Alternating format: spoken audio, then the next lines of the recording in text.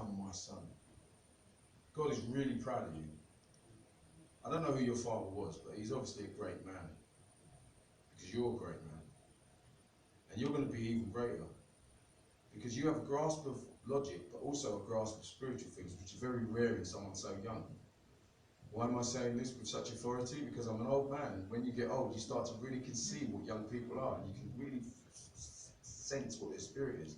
And your spirit is very together for such a young man, but you've come a long way without you've no father. And there's like a deficit in your life, I have no father, but this is the thing. God says to you, Psalms 2 verse 7, I will declare the decree, the Lord has said to me, you are my son, today I have begotten you. Ask of me, and I will give you the nations. When someone has that position with God, Pastor Nigel Brown has that position. He can ask God for £3 million building. God will give it to him because it's his son. This is about relationship. God loves you as a son. You can ask God for things. He will do it for you. You need to be bold. Now, I want to tell you a story. I'm sorry if this is long, right? But there was an old Jewish fable of a servant of the Lord called Malchus who was loved by God. And he got to heaven, and God said to Malchus, what do you want, Malchus? Ask me anything. I'll give you a galaxy to rule over.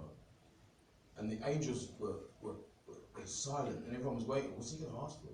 And Malchus thought about it for a moment, and he lived a life of poverty on the earth. And he said, Lord, all I want, and the angel went, is a piece of warm bread with butter on it. And the angels wept, because he could have asked for anything. And because he was favoured. Now, I'll tell you that story. I say to you, don't ask small. Don't ask God for small things. He wants to give you great things. You're a great man, potentially.